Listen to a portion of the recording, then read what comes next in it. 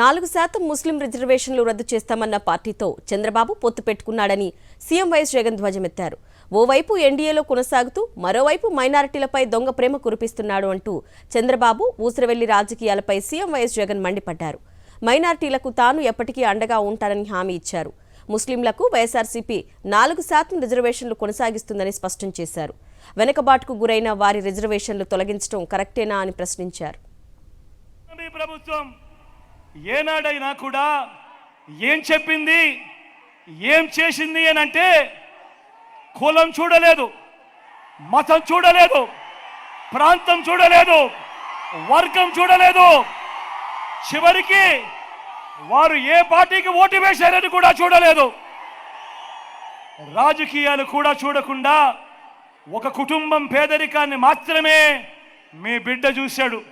వీరి బతుకులను శాశ్వతంగా మార్చేందుకు మీ బిడ్డ అడుగులు వేశాడు.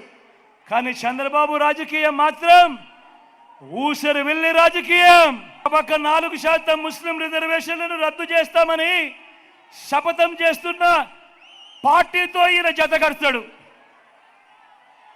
ఒక పక్క 4% ముస్లింల రిజర్వేషన్లు రద్దు చేస్తామని శపథం చేస్తా ఉన్న బీజేపీ పార్టీతో ఈయన జట కడతాడు.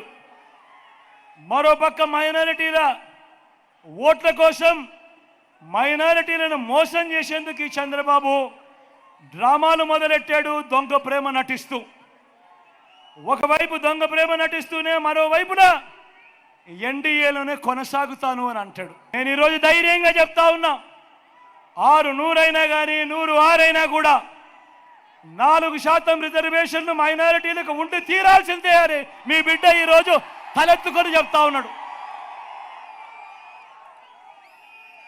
ఇది మీ జగన్ మాట, ఇది మీ వైఎస్ఆర్ బిడ్డ మాట.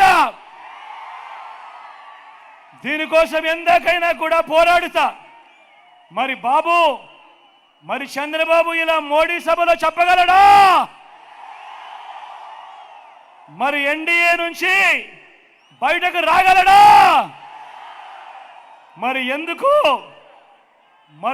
ఈ దొంగ ప్రేమ?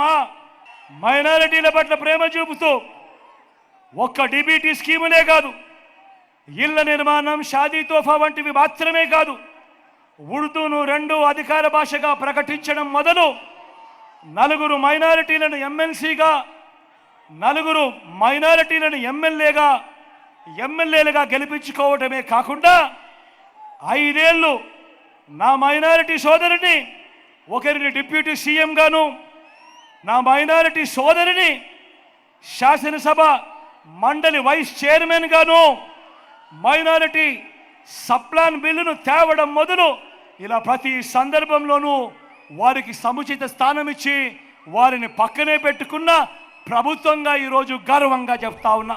మా నమ్మకం నువ్వే జగన్, మా నమ్మకం నువ్వే జగన్, మా నమ్మకం నువ్వే జగన్, మా నమ్మకం నువ్వే జగన్, మేం నమ్ముతాం నిన్నే జగన్.